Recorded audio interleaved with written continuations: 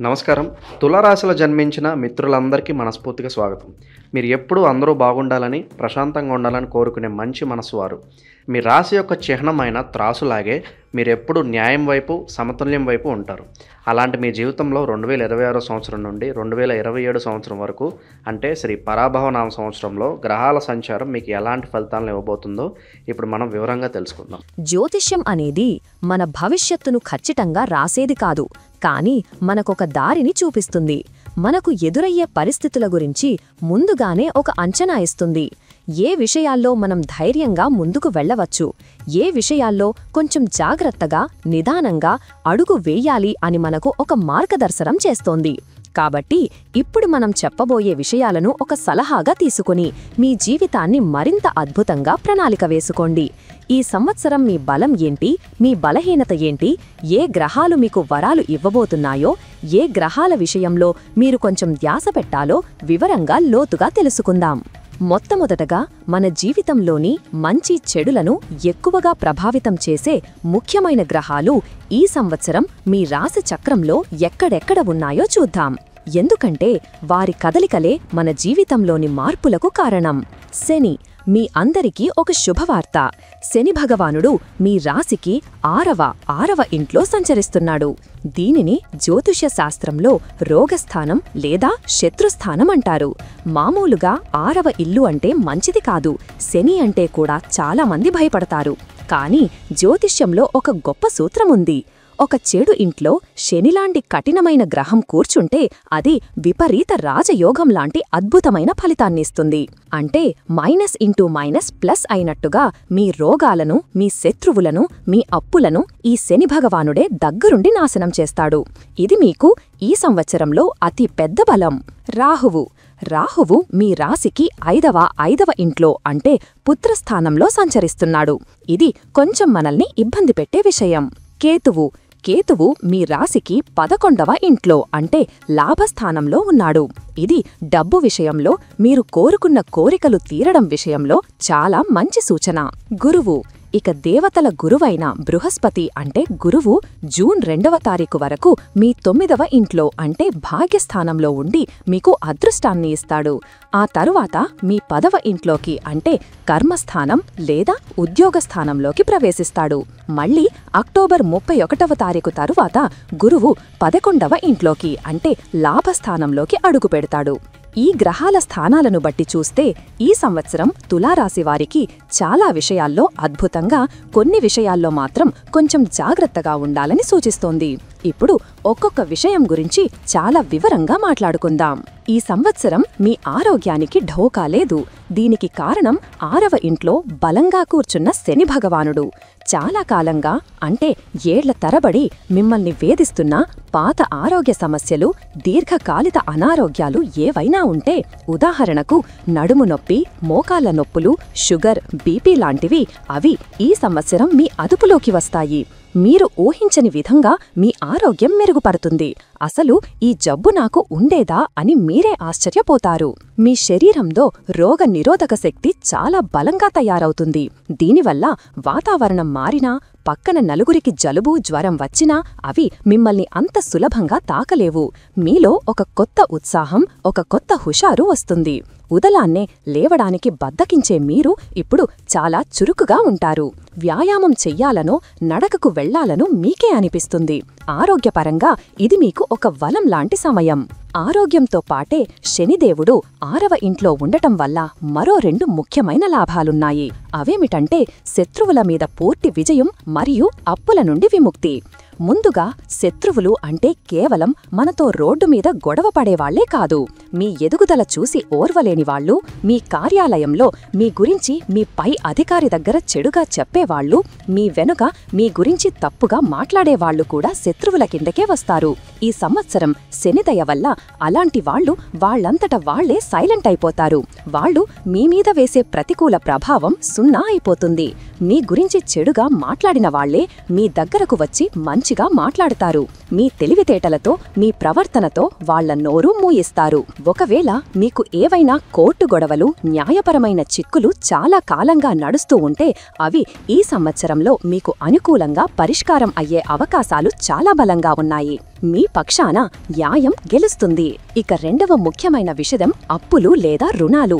చాలా మందికి ఇది అతి పెద్ద తలనొప్పి.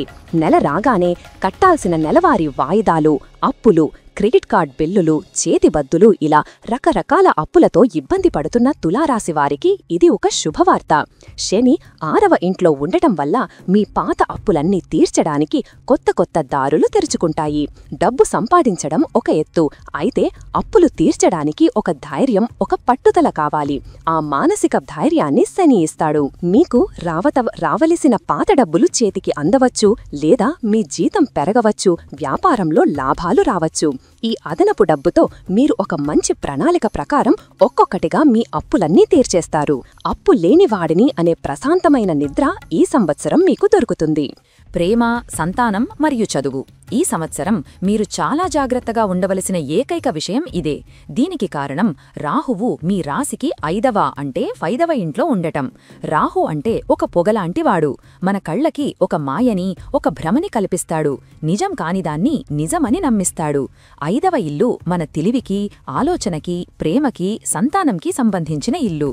ఇప్పుడు రాహువు మన ఆలోచనల మీద కూర్చున్నాడు. కాబట్టి ఈ విషయాల్లో మనం చాలా గందరగోళానికి గురవుతాం. ముఖ్యంగా ప్రేమ వ్యవహారాల్లో ఉన్న యువతీ యువకులు చాలా జాగ్రత్తగా ఉండాలి. ఈ సమయంలో మీరొకరిని చూస్తారు. వాళ్ల మాటలు, వాళ్ల స్టైల్ మీకు విపరీతంగా నచ్చేస్తాయి. కొన్ని రోజుల్లోనే వాళ్లే మీ ప్రపంచం, వారే మీ జీవిత భాగస్వామి అని మీరు గట్టిగా నమ్మేస్తారు. మీ జీవితంలో ఇంతకంటే మంచి వ్యక్తి దొరకరు అనిపిస్తుంది. కానీ కాస్త ఆగండి, ఇది రాహువు మీ కళ్లకు చూపిస్తున్న సినిమా. ఈ ఆకర్షణ చాలా బలంగా ఉంటుంది, కానీ ఇందులో నిజాయితీ ఎంత ఉందో మీరు తెలుసుకోలేరు. అందుకే ఈ సమయంలో ఎవరైనా మీకు నచ్చినా, లేదా ఎవరైనా మీకు ప్రేమిస్తున్నాను అని చెప్పినా వెంటనే మీరు ఏ నిర్ణయం తీసుకోకండి. తొందరపడి మాట ఇవ్వకండి. నా సలహా ఏమిటంటే, నాకు కొంచెం సమయం కావాలి, మనం మంచి స్నేహితులుగా ఉందాం, ఒకరి గురించి ఒకరం పూర్తిగా తెలుసుకుందాం అని చెప్పండి. ఒక 6 నెలలు ఆగండి. అప్పటికి కూడా మీ భావన నిజంగా బలంగా ఉంటే అప్పుడు మీ పెద్దవాళ్లతో మాట్లాడి నిర్ణయం తీసుకోండి. అంతేకాని తొందరపడితే మీరు మానసికంగా లేదా డబ్బు పరంగా కూడా మోసపోయే ప్రమాదముంది. ఈ రాహు భ్రమ నుండి బయటపడండి, వాస్తవంలో ఉండండి. ఇక సంతానం, పిల్లల కోసం ప్రయత్నం చేస్తున్న దంపతులకు ఈ సంవత్సరం కొంచెం ఆలస్యం జరగవచ్చు, లేదా కొన్ని చిన్న చిన్న అడ్డంకులు ఎదురవ్వచ్చు. దీనివల్ల మీరు కొంచెం ఆందోళన పడతారు. కానీ నిరాశపడకండి. సరైన వైద్య సలహాలు, దైవబలం ఉంటే ఈ అడ్డంకులను దాటవచ్చు. ఇప్పటికే పిల్లలున్న తల్లిదండ్రులకు ఈ సంవత్సరం మీ పిల్లల గురించి అనవసరమైన ఆందోళనలు ఎక్కువగా ఉంటాయి. వాళ్ల ప్రవర్తనలో మార్పులు చూసి కంగారు పడతారు. మా అబ్బాయి ఎప్పుడూ ఇలా లేడు, ఈ మధ్య మాట వినడం లేదు, చరవాణి ఎక్కువ చూస్తున్నాడు అనిపిస్తుంది. ఇది రాహు ప్రభావం. మీరు చెయ్యాల్సింది వాళ్ల మీద అరవడం, కొట్టడం కాదు. వాళ్లతో స్నేహితుల్లా కూర్చుని మాట్లాడాలి. వాళ్ల ప్రపంచంలోకి వెళ్లి వాళ్ల సమస్య ఏంటో ఓపికగా తెలుసుకోవాలి. ఇదే రాహు ప్రభావం విద్యార్థుల చదువు మీద కూడా ఉంటుంది. పుస్తకం తెరిచి ముందు పెట్టుకుంటారు, కానీ మీ బుర్రలోకి ఏమీ ఎక్కదు. మీ మనసు మొత్తం స్నేహితులతో చేసిన కబుర్ల మీద, లేదా సామాజిక మాధ్యమాలలో చూసిన వీడియోల మీద ఉంటుంది. ఇది మీ తప్పు కాదు, గ్రహ ప్రభావం. కానీ మీరు దీనికి పరిష్కారం కనుక్కోవాలి. మీ ఏకాగ్రత దెబ్బతింటుంది. మీరు చెయ్యాల్సింది, చదువుకునేటప్పుడు మీ చరవాణి పక్క గదిలో పెట్టండి. 1 గంట చదివితే 10 నిమిషాలు విరామం తీసుకోండి. మీ ఏకాగ్రత పెంచుకోవటానికి ధ్యానం చెయ్యండి. ముఖ్యంగా చెడు స్నేహాల వైపు మనసు మళ్లే అవకాశం ఉంటుంది. అలాంటి వాటికి దూరంగా ఉండండి. ఈ రాహు ప్రభావం నుండి బయటపడటానికి, ఆ గందరగోళం నుండి మంచి స్పష్టత తెచ్చుకోవటానికి మీరు ప్రతిరోజు గణేశ భగవానుడిని తలచుకోండి. ఓం గం గణపతయే నమః అని 11 సార్లు అనుకోండి. దుర్గాదేవి ఆరాధన కూడా చాలా మంచిది. దీనివల్ల మీ బుద్ధి చురుకుగా పనిచేసి రాహుమాయ నుండి బయటపడతారు. ఉద్యోగం, వ్యాపారం మరియు అదృష్టం.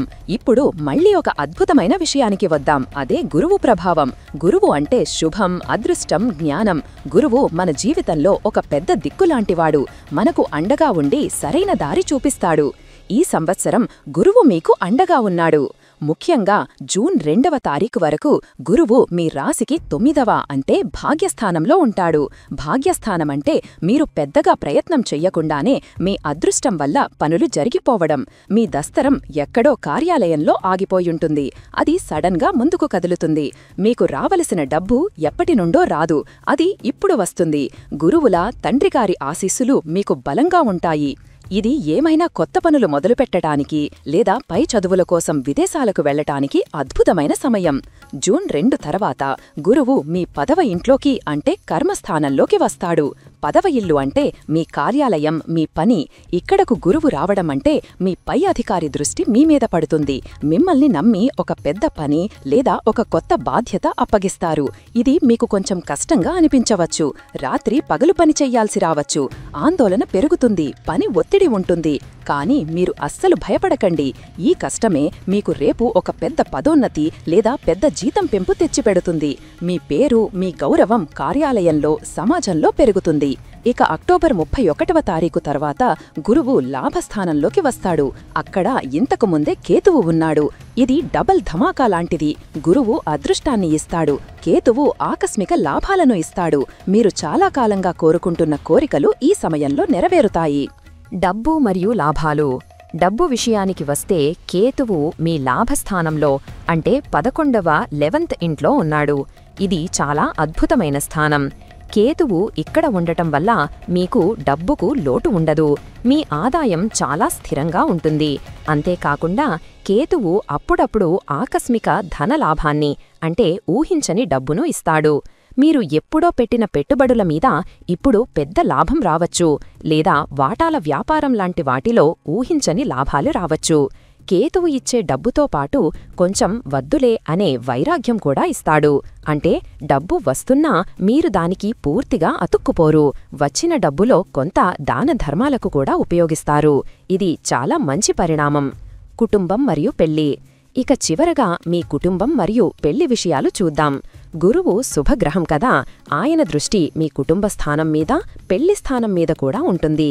అందుకే ఇంట్లో చాలా కాలంగా ఉన్న గొడవలు, అన్నదమ్ముల మధ్య ఆస్తి తగాదాలు లాంటివి ఉంటే అవి ఒక పెద్ద మనిషి మధ్యవర్తిత్వంతో ప్రశాంతంగా పరిష్కారమవుతాయి. ఇంట్లో వాతావరణం చాలా ప్రశాంతంగా, ఆనందంగా ఉంటుంది. అన్నిటికన్నా ముఖ్యంగా పెళ్లి కాని మీ ఇంట్లో అమ్మాయికి లేదా అబ్బాయికి ఇది చాలా మంచి సమయం. గురువు అండ వల్ల చాలా మంచి పెద్ద కుటుంబం నుండి పెళ్లి సంబంధం వస్తుంది. ఈ సంవత్సరం జరిగే పెళ్లిళ్ళు చాలా బలంగా, నిలకడగా ఉంటాయి. మీ ఇంట్లో పెళ్లి, గృహప్రవేశం లేదా సంతానం కలగడం వంటి ఏదో ఒక శుభకార్యం బలంగా జరిగే అవకాశాలు ఉన్నాయి. కుటుంబంతో కలిసి పుణ్యక్షేత్రాలు దర్శించే అవకాశం కూడా గురువు కల్పిస్తాడు. మొత్తం మీద చూసుకుంటే తులారాశి వారికి ఈ 2026 నుండి 2027 సంవత్సరం అనేది చాలా అద్భుతమైన సంవత్సరం. గ్రహాలు మనకు దారి మాత్రమే చూపిస్తాయి, కాని నడపాల్సిన బండి మన చేతుల్లోనే ఉంది.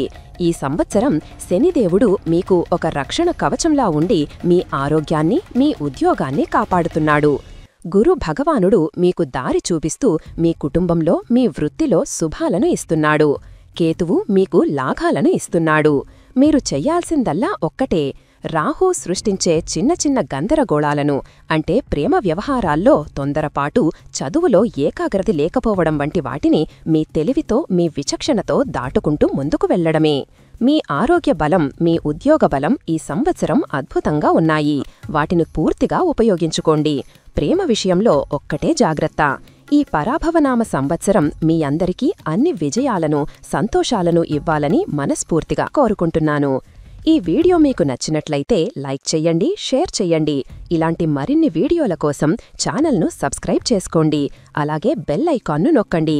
దీని ద్వారా మేము చేసే ప్రతి వీడియో నోటిఫికేషన్ రూపంలో మీ వద్దకు చేరుతుంది.